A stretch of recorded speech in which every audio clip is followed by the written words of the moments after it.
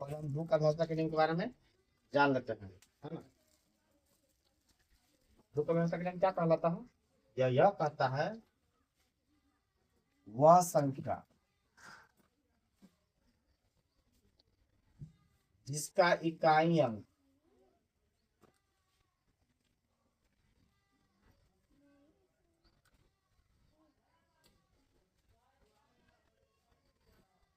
Zero, दो, चार, छ, आठ, यानी कि ये सब क्या है? सम संख्या है ना। तो वह संख्या जिसका इकाई अंक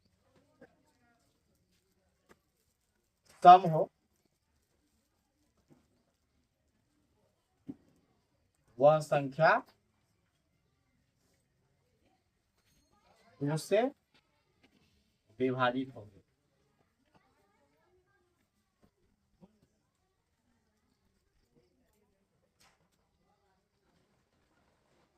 ठीक है। अब इसका मतलब क्या हुआ, है ना। इसका कहने का तात्पर्य हुआ कि जिस संख्या के अंत में, चाहे वो संख्या कोई भी हो, इतना भी बड़ी संख्या हो, है ना, उस संख्या के अंत में अगर जीरो, दो, चार, छ, आठ रहे तो वह संख्या दो से विभाज्य होगी। जैसे देखिए एक उदाहरण के तौर पर मान के चलो 496, अंत में देखिए क्या है? 6 है ना। जब ये 6 है देखिए ये दो से विभाज्य हो जाएगी। चाहे कोई भी संख्या ले लीजिए, 456 ही ले लीजिए, चाहे 432 ही ले लीजिए, 418 ही ले लीजिए, सबके अंत में क्या है? 8 है, 2 है, 6 है, 6 है ना। यह सब संख्या क्या हो गया? दो से भाई। जैसे देखिए आप इसे दो से भागा दीजिए, दो दो ना 4, कट गया, एक उतरेगा नहीं लगेगा, क्या करेंगे? शून्य लेकर 8 लगाएंगे, दो ना मार 18, है ना। कट गया कि नहीं? शेष जीरो होने का अर्थ यह होता है कि वह संख्या पूरी तरीके से विभाजित हो रही है कि नहीं? तो अभी 456 है ना। देखिए दो से लगाए हैं, दो दूना 4, 5 है, दो दूना 4, 5 आ गया तो 1, दो 8 है 16, है ना। इसी तरीके से सभी संख्या क्या हो रही है? दो से विभाजित हो रही है। 12, 24, है ना, 48, 56, 20, है ना। ये सभी क्या है? दो से विभाज्य होंगे। अब 3 से, 3 का घर्षण नियम क्या कहता है ना। यह कहता है वह संख्या चाहे वो संख्या कितनी भी हो, सभी को जोड़ने पर, है ना, 3 से कट जाए तो वह 3 का व्यवस्था के नियम का पालन करता है। जैसे हम बता रहे हैं, अभी देख लीजिए, ऐसे समझने में ज्यादा आसान होगा। वह संख्या जिसको जोड़ने पर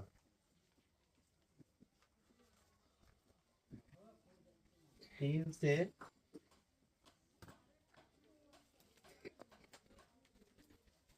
विभाजित हो, वह संख्या 3 से विभाज्य होगी।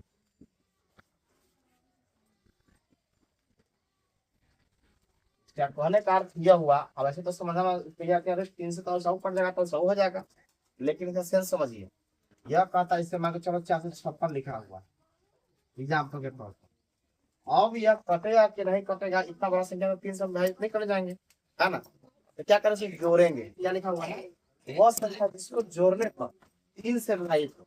अब इसको जोड़ते हैं, कितना है? 4 जोड़ 5 जोड़ 6, है ना। 4 जोड़ 5 जोड़ 6, 6 5 11 4 15। क्या देखिए ना, 3 का बेहतर नियम आता है कि नहीं? तो यह मतलब 3 का जो हम लोग पढ़ते हैं खात, उसमें ये आता है ना। क्या है? 3 पचे कटता है कि नहीं? बात बता, यानी कि यह संख्या 3 से विभाज्य होगी, ठीक है ना। ऐसा कोई भी संख्या जिसको जोड़ने पर, है ना, वह 3 से विभाज्य होंगे, वह संख्या, वह सभी संख्या 3 से ही विभाज्य होगी। जैसे एक और देख लीजिए उदाहरण, मान के चलो 168 लिख दिए हैं, है ना। देखो तो ऐसे पता चलेगा कि नहीं चलेगा, ऐसे पता ही नहीं चलेगा कि ये 3 से कटेगा या नहीं कटेगा। तो हम लोग क्या करेंगे, 3 से भाग लगा देंगे। 3 पचे 15, 1 बचा 3 छक 18, कट गया।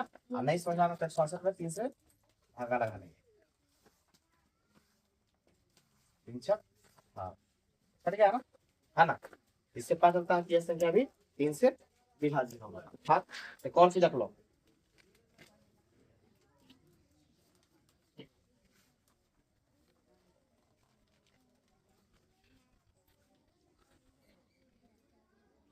हाँ, है ना। अब फिर 4 का मतलब करना,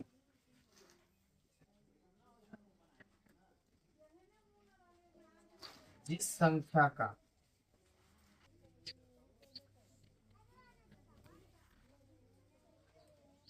ठीक है, इसका मतलब समझे आप कि जिस संख्या का अंतिम 2 अंक, मान लो कुछ संख्या लिखते हैं, हाँ?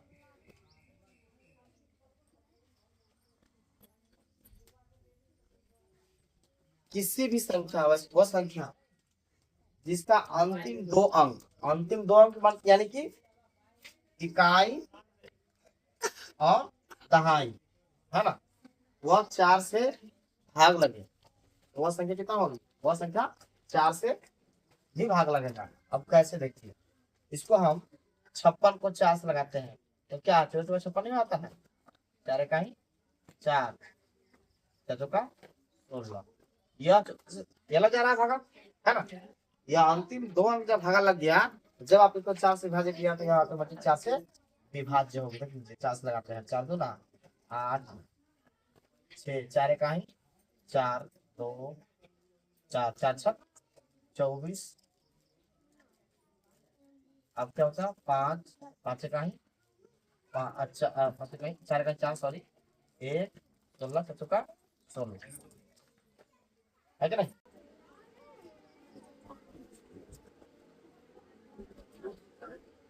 5 का व्यवस्था, इसका नियम जो है ना बहुत ही आसान है।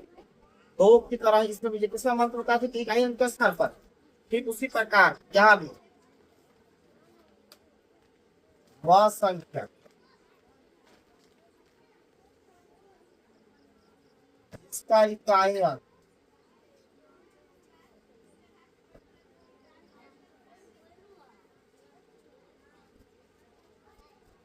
0 या 5 है ना, वह संख्या जिसका इकाई अंक 0 या 5 है, इकाई अंक यानी कि पहला संख्या है ना, वह संख्या 5 से विभाज्य है।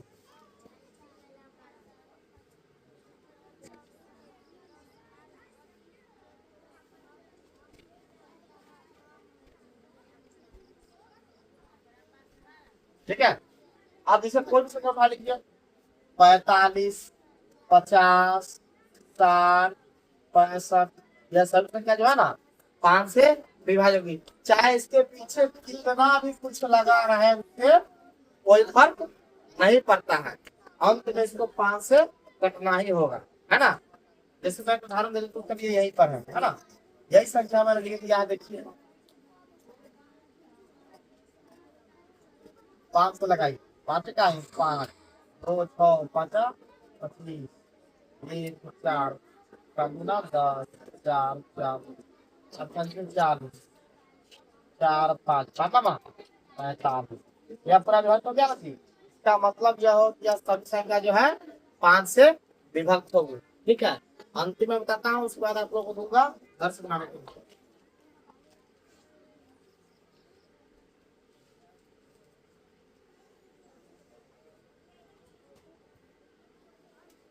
100 का बहुत ही आसान है,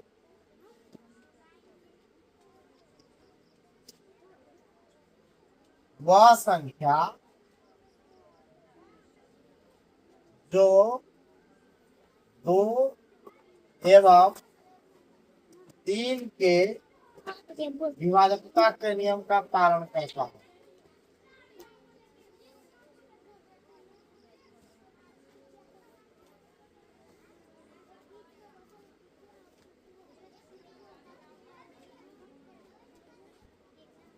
वह संख्या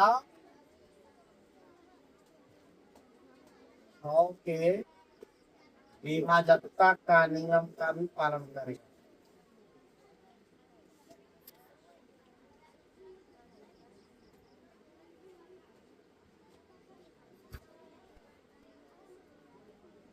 यानी कि विभाज्य होगी। ठीक है, वह संख्या जो 2 एवं 3 के घाता के नियम का पालन करता हो, मैंने अभी 2 या 3 बताया है ना। अगर उस 2 और 3 के घाता के नियम का जो पालन करेगा ना, वह 6 के घाता के नियम का पालन करेगा। जैसे देखेंगे एक सवाल, 56 ही मान दिया था, बन गया था ना। देखिए यह 2 से भी कट रहा है, तो सब संख्या अंत में है, और 3 से भी कट रहा है। कैसे? 6, 5, 11, 4, 15। अब देखो जब यह 2 और 3 दोनों से कट रहा है, तो जब मैं इसको 6 से भागा लगाऊंगा, यह संख्या 6 से भी विभाजित हो सकती है। देखिए कैसे, 42 के 2 वहां कट गया, 3 सॉरी, और 6 बचा है, तो क्या कहना है? यानी कि जो संख्या 2 एवं 3 से विभाज्य होगी वह 6 से विभाज्य होगी। ठीक है, सवाल लिख देता हूँ, बताना कि वो कौन कौन संख्या से विभाज्य होगी, है ना। इसमें सवाल दे रहा हूँ।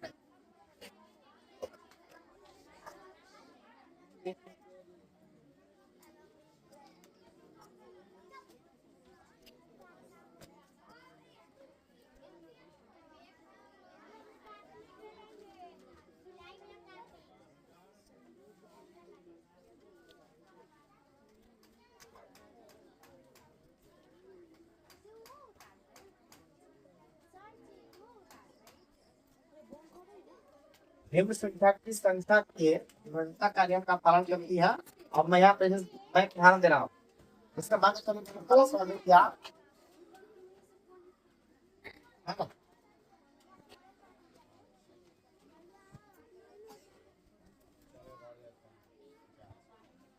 अब यह संख्या कौन कौन सी विभाज्यता का नियम का पालन कर रहा है? पहली बात, 2 से क्या यह 3 से अपन टाइप किया है, उसका 3 से निकलना क्या? 4, 5, 9, 6, 15, 7, 22, 8, 30, 24, क्या नहीं लगेगा 3 से। ठीक है, क्या लगेगा 4 से, जब 4 से लगेगा तो 6 से लगेगा, नहीं लगेगा, या 2 एवं 4 से लगेगा, इसके अलावा नहीं लगेगा। ठीक है, ऐसा ही आप लोग बना के लाइएगा। मैं देता हूँ कितना, 5 का देता हूँ। ठीक है, ये उदाहरण हो गया।